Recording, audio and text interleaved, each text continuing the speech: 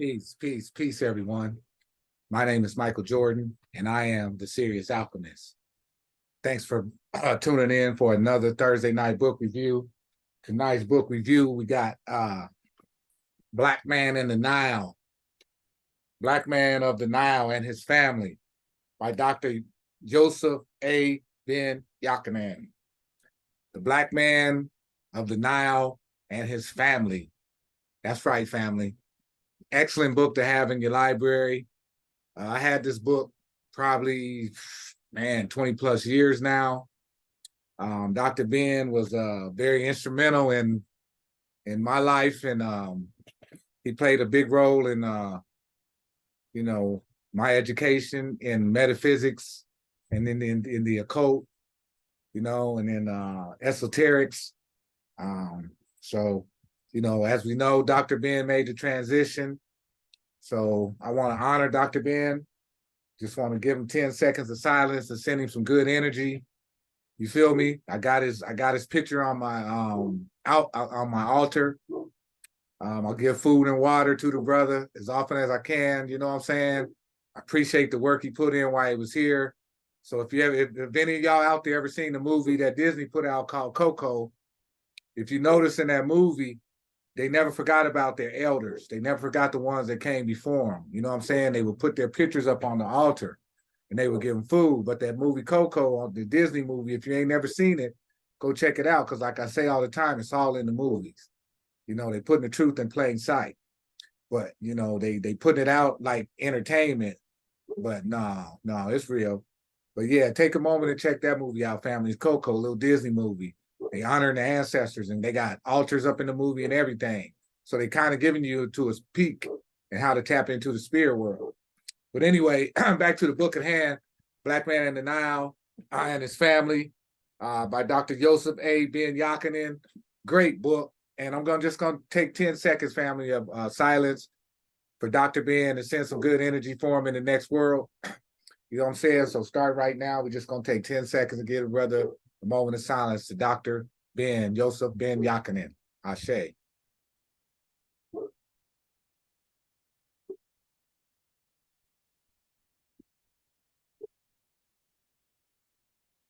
Okay. We sent that brother some good energy.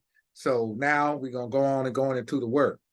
So this book, family, this book is a must-have. As you can see, this is one of the old ones. The newer model is a little smaller than this. The new revised edition is a little bit smaller than this, but you can still get this book, family. It's still around.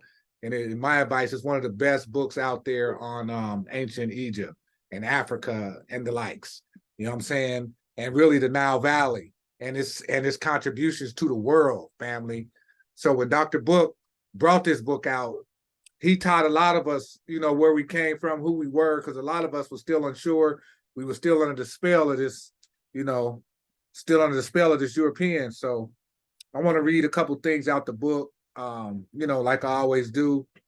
I want to see if there's anything in the back of here on Dr. Ben, so I can make sure I read that.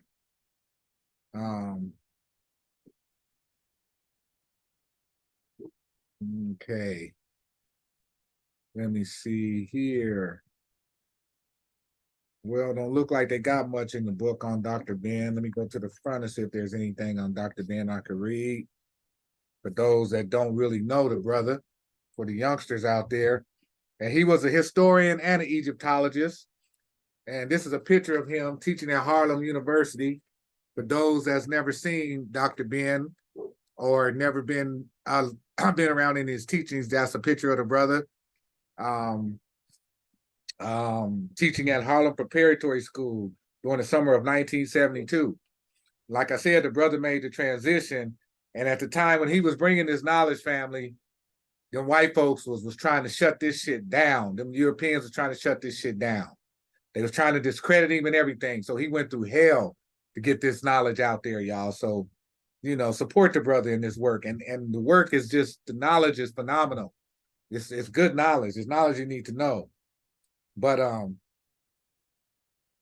this is a first part of the book. It's called Map of Africa. I'm going to read a couple of excerpts and show a couple pictures of the pages, because this book has a lot of images in it, family. And it came out in a time where like black people didn't really, we really weren't really up on Egypt. A lot of us, some of us was, but a large majority of us wasn't up on Egypt. That because the Europeans were still trying to front that Egypt was white, and and most of us knew that was bullshit, and they still trying to push that bullshit till this day. So what I'm saying. But when you get stuff like this, it shuts that shit down. But yeah, this is called the Map of Africa, and this is a couple pictures of that page. I want to get that on there and just give you a little quick information. And it says European colonists from the 15th through 19th century CE refused to accept their ignorance about Africa's interior and produced the type of maps as the above, with waterways, mountains, nations, and peoples where in fact none existed, or where one should have been, the other or others were placed. If ever most of the European Americans, and African Americans who have any occasion to think, speak, or write about Africa and Africa's sons and daughters, Black people, they should first stop for a second or more and remember that Africa is more than 3 times larger than the United States of America. Most Americans think, speak, and write about Africa and her indigenous people therein as if this continent had only one nation itself. The scale maps at the right is shown in this graphed image to prevent the reader from making this type of error. So as you can see, Dr. Ben was trying to get our minds in tune back then. This is in the 60s and 70s, Dr. Ben was coming with this information. So the man, the brother met mad racism and, mad propaganda, mad slander. They tried to stop the brother. And he took, I don't know how many groups over to Egypt. Dr. Ben took groups over there every year. I'm just so thankful to the brother. I know he's in the afterlife, living well because of the work he put in down here on planet Kai. You know what I'm saying? But I want to find another piece in here to read for y'all family in this book. Hopefully it'll strike something in somebody to go out and get it. Again, these are more pictures in here. They're black and white. But this is pictures of showing you pictures of the ancient Egyptians, and there's the brother Narmer, Menes. They was known as Menes, as you can see, straight African features, lips, eyes, everything. You know what I'm saying?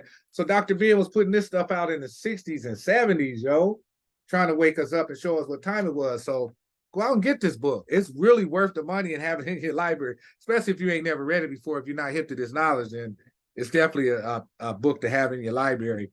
And then, like I said, I got to read something from it. So I'm going to go back here. And he talks about Stolen Legacy, right? By George G.M. James. And he says, the Greeks were not the authors of Greek philosophy, but the people of North Africa, commonly called the Egyptians. This is the manner in which Professor James started the above work on the title page. It was impossible for him to be any more emphatic about what he meant to say on the subject of so-called Greek philosophy. However, on pages 1 through 3, he stated in detail the major premise for his conclusion in the following manner, right? Characteristics of Greek philosophy. The term Greek philosophy, to begin with, is a misnomer, but there is no such philosophy in existence. The ancient Egyptians had developed a very complex religious system called the Mysteries, which was also the first system of salvation. As such, it regarded the human body as a prison house of the soul, which could be liberated from its bodily impediments, right? Through the discipline of the arts and sciences, and advance from the level of a mortal to that of a god. I'm going to read that again, family. It says, okay, I lost it real quick. Let me find it. Yeah, here it is. It says, as such, it regarded the human body as a prison house of the soul, which could be liberated from its bodily impediments through the disciplines of the arts and sciences and advance from the level of a mortal to that of a god. So a god, family, is really in the way you think. I just want to make that clear. Your thought process is what makes you a god. Because if you think someone else is God, or if you putting God outside of yourself, then you already lost the game. Because God is not outside of you. God is within you. You feel me? The kingdom of heaven is within. So if you're looking for heaven outside of yourself, and for the Christians out there scared of going to hell, you know what I'm saying? Religion is for people that are scared of going to hell, and spirituality is for people who already been there. You feel me? So, and the hellfire they talking about anyway is nothing but the Kundalini energy. That hellfire they talking about nothing but the Kundalini energy. So if you do some research, you come to find out that the hellfire that most of those Christians are scared of is nothing but the Kundalini energy. But anyway, back to the teachings at hand. So he's basically saying in a little sense that the teachings, if studied properly in the arts and sciences, that a man can become a god, right? And again, like I'm saying, a god is the way you think, right? This was the notion of the summum bonum, or greatest good, to which all men must aspire. And it also became the basis of all ethical concepts. The Egyptian mystery system was also a secret order, and membership was gained by initiation and a pledge to secrecy. So this knowledge wasn't open to everybody, family. It was only open to those who searched for it, who knew something wasn't right about life and knew something was different, and they were different. So you had to go seek this knowledge. It just wasn't thrown out there for everybody to come get it, because they knew that you could hurt yourself dealing with this stuff. So, you had to be ready for it. It's almost like a flower, a beautiful flower. When you're walking on a sunny day and you see a beautiful flower, that beautiful flower just didn't get there without thunderstorms and rain and sunshine and dry, hot days. It had to go through all that before you see that beautiful flower, right? So the same thing with us, family. Within us is a beautiful flower, which is the soul. And to get to the soul, we got to go through a whole lot of stuff. We got to dig through the muck and the mire, which is this physical body. You feel me? So the Egyptian mystery system was also a secret order, and membership was gained by initiation and pledged to secrecy. The teaching was graded and delivered orally to the neophyte. And under these circumstances of secrecy, the Egyptians developed secret systems of writing and teaching, and forbade their initiates from writing what they had learned. So it was very special knowledge, and it was guarded. And only a certain few could obtain this knowledge, and you had to come seek it. They didn't offer it to the masses. That's why you have, again, if you go back and check out my video, esotericism and exotericism, you'll understand the difference between esoteric and exoteric. Esoteric is for the few, and the exoteric is for the masses, is what everybody learns, right? So after nearly 5,000 years of prohibition against the Greeks, they were permitted to enter Egypt for the purpose of their education, for the purpose to learn. Everybody came to Egypt to learn. Jesus, they all came to Egypt to learn. You know what I'm saying? That was the center for learning for the world back then. And for the ancient world was ancient Egypt. Everybody went there. It was flourishing with knowledge, and priests that understood and could disseminate the knowledge. Okay, first through the Persian invasion, and secondly through the invasion of Alexander the Great. From the 6th century BC, therefore, to the death of Aristotle, 322 BC, the Greeks made the best of their chance to learn all they could about Egyptian culture. Most students received instruction directly from the Egyptian priests. But after the invasions by Alexander the Great, the royal temples and libraries were plundered and pillaged. And Aristotle's school converted the library of Alexandria into a research center. There is no wonder then that the production of the unusually large number of books ascribed to Aristotle has proved a physical impossibility for any single man within a lifetime. So as you see, family, once they were able to go into Egypt and conquer and get all that knowledge, right? Man, can you imagine? And a lot of that stuff they burn up. They burnt down the Library of Alexandria. They burnt that to the ground. But before they burned it, trust me, they went in there and got all that good shit out. The people that we run in the world today in France, Russia, all around the world, family, wherever they at, they got that knowledge from ancient Egypt. And you see pyramids everywhere you go. Look at the top of the houses. You ride around the city, look at the top of the houses, that triangle. It's everywhere. The circle and the triangle and the square. It's everywhere. That knowledge came from us, family, from the ancient Egyptians. So don't be fooled thinking that it was somebody else, because it wasn't. It was you. Let me get some water real quick, family. My mouth's getting dry a little bit. I need a little water. Right back. Give me a second. But yeah, family, that was y'all. The ancient Egyptians was you. You know what I'm saying? Don't believe the hype. Don't believe the hype that everybody trying to push. Believe in yourself. Have confidence in yourself. You gave knowledge to the world. Okay. So, and there's one more piece in here I wanted to read before I want to end this, family, but I just want to encourage brothers and sisters to go out and get these books. You know what I'm saying? Because they worth getting. They worth their weight in gold. I mean, look at some of the pictures in here. That's a picture of the Sphinx where he's saying that's an African woman and not a man. You know, look at these artifacts we gave to the world, family. Look how great we are. We giants. We sleeping giants. We have to awaken. These books help. Like I say, all knowledge ain't in books. You can get knowledge from meditation, the downloads. You know what I'm saying? You get knowledge from dealing with spirits, certain spirits or whatever. But these books, I'm telling you, family, they worth their weight in gold. You know what I'm saying? Put these libraries in your house. And let me see. Am I not a man and a brother? Here's another picture in here, family. I want to get this on screen. Dr. Ben, black man of the Nile and his family. You feel me?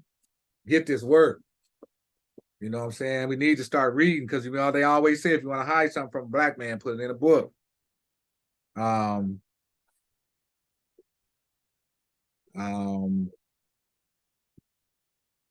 It's talking about the real black Jews, the few Jewish communities. It tells you all about the true Jews. See, they can't push them lies, family, when you get these works. You see what I'm saying? You know what I'm saying? That's what reading does. You know, history is important. You know, and our story is more important because history is his story, but our story is our story, which is more a story because our story is a mystery. You feel what I'm saying? So our story is more important. But this book is just a jewel, man. This book is a jewel. I had this book over 20 years, and this was the basis of my education in the science. I started here, family. 25 some years ago, I started here. So that's why I decided to do a book review on Black Man of the Nile and his family. Because if it wasn't for me, for my family and my family before me, I wouldn't even be here. So I do stand on my ancestors' shoulders. You feel me? Without them, I couldn't be here doing what I do. None of this. So I'm giving honor and thanks to them, and especially to Dr. Ben today for this work he put out, because it really laid the foundation for the knowledge that I have. And yeah, as y'all know, when you build a house, you first got to put the foundation down. And that's what this book did for me. It built a foundation. It made me understand how great I was and where I came from, and that they lied to me in the school system. I didn't come from no goddamn slave. No, I didn't come from no slave. And that's and if you think about it, family, when they teach your kid that bullshit in school, that's an act of war. That's an act of damn war, teaching your kid that they come from slaves. And every other kid in the school, the white, the Mexican, the Chinese, they ain't teaching them that shit.